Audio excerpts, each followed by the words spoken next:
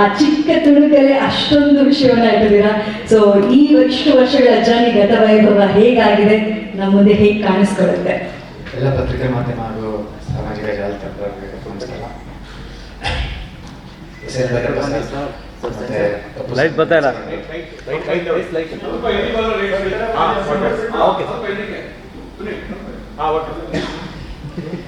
SL Bhyrappa sir ಮತ್ತೆ ಪುಸ್ತಕ mark ಶುರು ಮಾಡ್ತೀನಿ. ಗತವೈಭವ ಈ ಪ್ರಾಜೆಕ್ಟ್ ಎಷ್ಟು ಸೀರಿಯಸ್ ಆಗಿ ತಗೊಂಡಿದೆ ಅಂದ್ರೆ ಎಲ್ಲರಿಗೂ, ನಮಗೆ ಮಾತ್ರ ಅಲ್ಲ ಎಲ್ಲರಿಗೂ ಅನ್ಸ್ಬೇಕಿತ್ತು ಇದು ಗತವೈಭವ ಅಂತ. ನೆನ್ನೆ ಒಬ್ಬ ಪ್ರೆಸ್ ಅವ್ರಿಗೆ ಫೋನ್ ಮಾಡಿದೆ, ಸರ್ ನಾಳೆ ಪ್ರೆಸ್ ಮೀಟ್ ಇದೆ ಬನ್ನಿ ಅಂತ. ಯಾವುದು ಅಂದ್ರು, ಗತವೈಭವ. ಓ ಗತವೈಭವನಾ ಅಂದ್ರು. ಸೊ ಎಷ್ಟೊಂದು ಗೊತ್ತಾಗಿತ್ತು ಗತವೈಭವದಿಂದ ನಾವು ಮಾಡ್ತಾ ಇದ್ದೀವಿ ಅಂತ. ಇದ್ರ ಬಗ್ಗೆ ಹೇಳ್ಬೇಕಂದ್ರೆ ದುಷ್ಯಂತ್ ಒಮ್ಮೆ ಬಂದಿದ್ರು ಒಳ್ಳೊಳ್ಳೆ ಪ್ರಥಮ ಜೊತೆ ಆಫೀಸಲ್ಲಿದ್ದಾಗ. ನಾನು ಅವತಾರ ಪುರುಷ ಮತ್ತೆ ಸಖತ್ ಮಾಡ್ತಿದ್ದೆ. ನಮ್ಗೆ ಸರಿ ನೋಡೋಣ ಅಂತ ಹೇಳಿ ಮುಂದಕ್ಕೆ ಹೋಯ್ತು. ಆಮೇಲೆ ಒಂದು ದಿವಸ ಪುಷ್ಕರ್ ಸರ್ ಜೊತೆ ಬಂದರು, ಇಲ್ಲೇ ಮಹಾಲಕ್ಷ್ಮಿ ಜೊತೆ ಕಮಲ ಬಂದು ಇಲ್ಲಿ ಸರ್ ಹೇಳಿದಾಗ ಇಲ್ಲ ಅನ್ನೋಕ್ಕಾಗ ಸರಿ ಅಂದ್ಬಿಟ್ಟು ಕಮಿಟ್ ಆದ. ನಾನು ಕಮಲ ಅಂದ್ಕೊಂಡಿಲ್ಲ, ಅಡ್ವಾನ್ಸ್ ಆಯ್ತು ನನಗೆ, ಸರಿ ಮಾಡೋಣ ಅಂತ ಇತ್ತು. ಅಲ್ಲಿಂದ ಆಫೀಸ್ ವರ್ಕ್ ಮಾಡಿ ಒಂದು ಪ್ರಾಜೆಕ್ಟ್ ಶುರು ಮಾಡಿ ಎಲ್ಲ ಕತೆ ಎಲ್ಲ ಆದಮೇಲೆ ಈ ಹೀರೋ ಲಾಂಚ್ ವಿಡಿಯೋ ನೋಡೋಲ್ಲ, ಅದು ಟೀಸರ್ ಶೂಟ್ ಮಾಡಿದಾಗ ಶೂಟ್ ಮಾಡ್ಕೊಂಡು ಬಂದ ಮೇಲೆ ನೀನು ಆನ್ ಫ್ಲೋರ್ ಹೋಗ್ಬೇಕು. ಅವಾಗ ಒಂದು ಪ್ರಾಜೆಕ್ಟ್ ಕೂತಿದ್ದಾಗ ಗೊತ್ತಾಯ್ತು ಇದು ಲಿಮಿಟ್ ನೀರು ಹೋಗ್ಬಿಟ್ಟಿದೆ ಬಜೆಟ್ ಅಂತ. ಸೊ ಅಲ್ಲಿಗೆ ಆ ಪ್ರಾಜೆಕ್ಟ್ ಸ್ವಲ್ಪ ಕೂತ್ಕೊಂತು. ಬಟ್ ಟೀಸರ್ ಶೂಟ್ ಮಾಡ್ಬಿಟ್ಟಿದ್ದು, ಅದು ರಿಲೀಸ್ಗೂ ರೆಡಿ ಆಗಿತ್ತು. ಆಮೇಲೆ ಅಡ್ವಾನ್ಸ್ ತಗೊಂಡ್ಬಿಟ್ಟಿದ್ದೆ, ಖರ್ಚಾಗೋಗಿತ್ತು. ಸೊ ಈಗ ಪ್ರಾಜೆಕ್ಟ್ ಮುಂದ್ಕೊಂಡ್ರೆ ಅಡ್ವಾನ್ಸ್ ವಾಪಸ್ ಕೊಡ್ಬೇಕಲ್ಲ, ಅವಾಗ ನಾನು ಬೇರೆ ಪ್ಲ್ಯಾನ್ಗಳು ಮಾಡಿ ಸರಿ ಅಂದ್ಬಿಟ್ಟು ಲಕ್ಕಿಲಿ ಇದರಲ್ಲಿ ಒಂದು ಡೈಲಾಗ್ ಹೊಡೆದಿದ್ದೆ, ಹೀರೋ ತುಂಬ ಚೆನ್ನಾಗಿ ಆ್ಯಕ್ಟ್ ಮಾಡ್ತಾನೆ, ಆ ಬೀರಲ್ಲಿರೋ ಸ್ಕ್ರಿಪ್ಟ್ ತೆಗಿ ಮಾಡೋಣ ಅಂತ ಸುಮ್ಮನೆ. ಅದೇನು ದುಷ್ಯಂತ್ ಯಾವಾಗ ಹೇಳ್ತಿರ್ತಾನೆ, ನಾವೇನು ಬೇಡ್ಕೊಂತಿರ್ತಾವೆ ಅದು ದೇವ್ರು ಕೊಡ್ತಾನೆ ಅಂತ. ಸೊ ಅದೇ ರೀತಿ ಈ ಸ್ಕ್ರಿಪ್ಟ್ ಅವಾಗ ಗತವೈಭವ ತೆಗೆದ ಹೇಳೋಣ ಅಂತ. ಸೊ ಹೇಳಿದಾಗ ಗೊತ್ತಿತ್ತು ಇದು ಒಂದೇ ಅಟೆಂಪ್ಟಲ್ಲಿ ಓಕೆ ಆಗುತ್ತೆ ಅಂತ. ಸೊ ಅಲ್ಲಿಂದ ಗತವೈಭವ ಅಂದರೆ ಈ ಪ್ರಾಜೆಕ್ಟ್ ನನ್ನ ಬ್ಯಾನರ್ ಮಾಡಬೇಕು ಅಂತಲೇ ನಾನು ತುಂಬ ದಿವಸಗಳಿಂದ ಎತ್ತಿಟ್ಕೊಂಡಿದ್ದು. ಬಟ್ ಬಜೆಟ್ ಎಕ್ಸೀಡ್ ಆಗ್ತಿರೋದ್ರಿಂದ ನಾನು ಮಾಡೋಕ್ಕಾಗಲ್ಲ ನನ್ನ ಸೈಡಲ್ಲಿ ಇಟ್ಟಿದ್ದೆ. ಆಮೇಲೆ ಅದೇ ಮಾಡಿಸ್ಕೊಡ್ತು, ಇದು ದುಷ್ಯಂತೆ ಮಾಡಬೇಕಿತ್ತು ಅಂತ ಮೋಸ್ಟ್ ಬರ್ತಿತ್ತು. ಸೊ ಹಾಗಾಗಿ ಮಾಡಿಸ್ಕೊಡ್ತು. ಅದಕ್ಕೋಸ್ಕರ ನಾನು ಬ್ಯಾನರ್ ಕ್ಯಾರಿ ಮಾಡ್ತೀನಿ. ಇದ್ರ ಪ್ರೊಡ್ಯೂಸರ್ ಬಂದು ದೀಪಕ್ ಸರ್ ಮಾತ್ರ. ಸೊ ಆವಾಗ ಅಲ್ಲಿಂದ ಗತವೈಭವ ಶುರು ಆಯಿತು. ನಿಜವಾಗ್ಲೂ ನಾನು ಲಕ್ಕಿ ಅಂತ ಹೇಳ್ಬೇಕು ಈ ಪ್ರಾಜೆಕ್ಟ್ ಟೇಕ್ ಓವರ್ ಆಗಿ ಇವತ್ತು ಇಲ್ಲಿ ಬಂದಿದ್ದಕ್ಕೆ.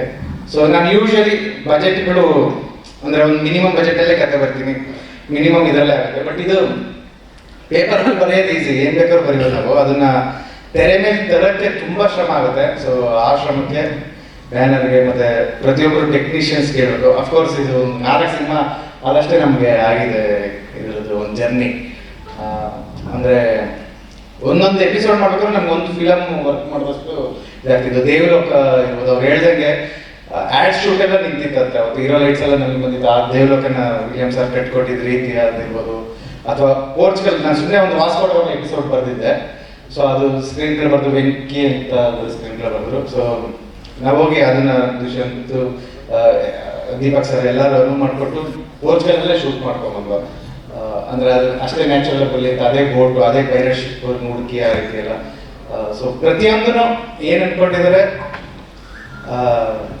ಅದೆಲ್ಲ ತುಂಬ ಚೆನ್ನಾಗಿ ಬಂದಿದೆ. ಕೆಲವು ಸಿನಿಮಾಗಳು ಪಬ್ಲಿಸಿಟಿ ಮಾಡಿ ಬರುತ್ತೆ. ಈ ಸಿನಿಮಾ ರಿಲೀಸ್ ಆದ್ರೆ ಸಾಕು ಪಬ್ಲಿಸಿಟಿ ಆಗುತ್ತೆ.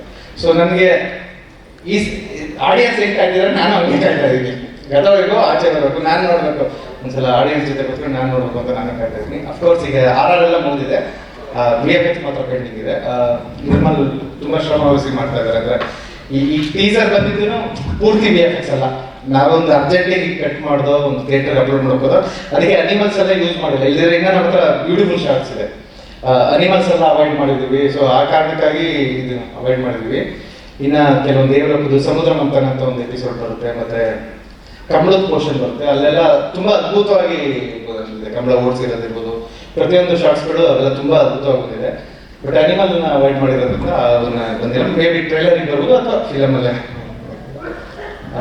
ಅದು ಬಿಟ್ಟು ವಿಲಿಯಂ ಸರ್ ನಾನು ಸ್ಪೆಕ್ಸು ಹಾಕಲ್ಲ, ಗುಂಡು ಹಾಕಲ್ಲ, ಅವೆರಡು ವಿಲಿಯಂ ಸರ್ ನನಗೆ. ಸೊ ಅವ್ರ ಜೊತೆಲಿದ್ರೆ ಅಂದ್ರೆ ನಾವು ಅವತಾರ್ ಪೋರ್ಷನಿಂದ ಒಡನಾಟ ಇರೋದಕ್ಕೆ ಅವತಾರ್ ಪೋರ್ಷನ್ ನಾವು ವರ್ಕ್ ಮಾಡ್ತಿದ್ದೋ ಡೈಲಿ ಹೋಗಿ ಈ ಶಾರ್ಟ್ ಹೀಗೆ ಅಂತ. ಬಟ್ ಈಗ ಏನು ಬೇಕಾಗಿಲ್ಲ, ನನ್ನ ಎಕ್ಸ್ಪ್ಲೇನ್ ಮಾಡಿದ್ರೆ ಅವ್ರಿಗೆ ಗೊತ್ತಾಗುತ್ತೆ ಏನು ಶಾರ್ಟ್ ಡಿವೈಡ್ ಆಗುತ್ತೆ ಆ ರೀತಿ ಅಂತ. ವಿ ಎಫ್ ಎಕ್ಸ್ ಅಪ್ಲೋಡ್ ಆಗೋವರೆಗೂ ಅವ್ರು ಮಾಡ್ತಾನೆ ಇರ್ತಾರೆ.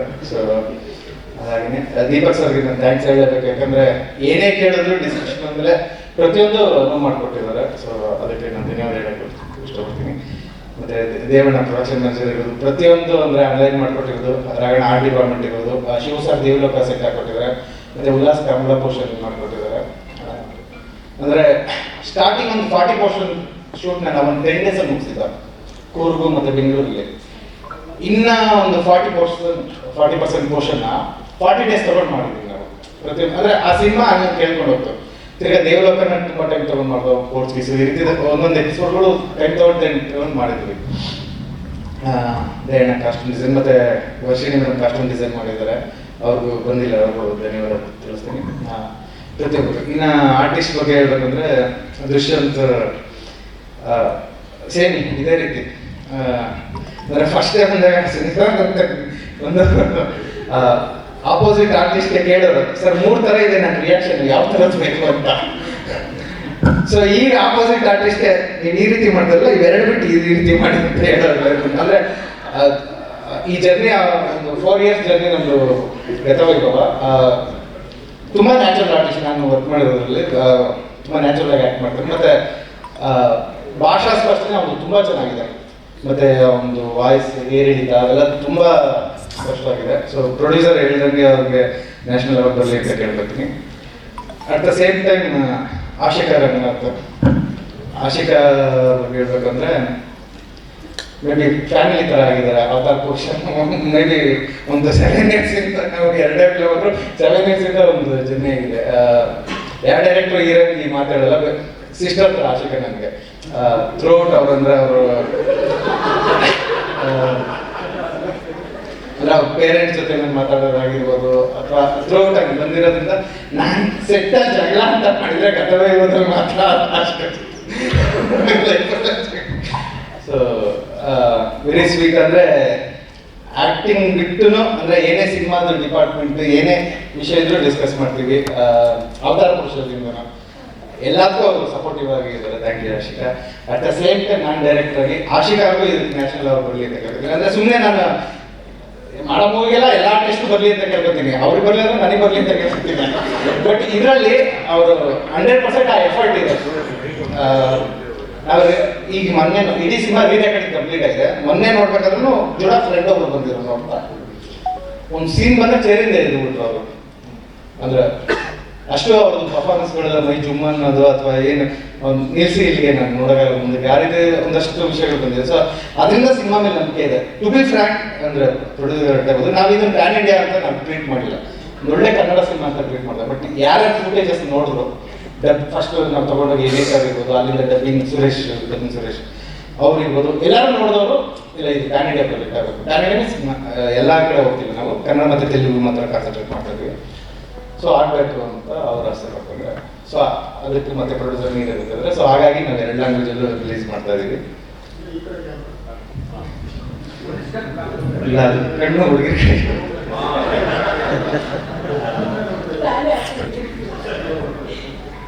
ಅದು ಬಿಟ್ಟು ಇನ್ನು ಪೋಸ್ಟರ್ ಡಿಸೈನರ್ ಅಶ್ವಿನ್ ಪಾಪ ಅವರು ಎಫೆಕ್ಟಿವ್ ಆಗಿ ಮಾಡ್ತಾರೆ. ಮತ್ತೆ ಪಬ್ಲಿಸಿಟಿ ಹರೀಶ್ ಅರಸ್ ಇರ್ಬೋದು, ಪ್ರತಿಯೊಬ್ಬರು ತುಂಬ ಸಪೋರ್ಟಿವ್ ಆಗಿ ನಿಂತಿದ್ದಾರೆ. ಗತವೇ ನಾನು ಫುಲ್ ಪ್ರಾಜೆಕ್ಟ್ ನೋಡಿದ್ರಿಂದ ನನಗೆ ಅಂದರೆ ಕಾನ್ಫಿಡೆನ್ಸ್ ಅಥವಾ ಓವರ್ ಕಾನ್ಫಿಡೆನ್ಸ್ ಆ ರೀತಿ ತುಂಬಿದೆ ನನ್ನೊಳಗೆ. ಸೊ ಈ ಟೀಸರ್ ಅಂದರೆ ಜಸ್ಟ್ ಅರ್ಜೆಂಟ್ ಟಿಕೆಟ್ ಮಾಡಿ ಇದನ್ನೇ ಬಿಟ್ಟಿದ್ವಿ. ಬಟ್ ಗ್ಯಾರಂಟಿ ತುಂಬ ಒಳ್ಳೆ ಫುಟೇಜಸ್ ನಮ್ಮ ಹತ್ರ ಇದೆ. ಸೊ ಸಿನಿರಸಕ್ಕೆ ಬೇರೆ ಥರದ್ದೇ ಸಿನಿಮಾ ಅನಿಸುತ್ತೆ. At the same time entertainment ಇದೆ, ಎಮೋಷನ್ಸ್ ಇದೆ.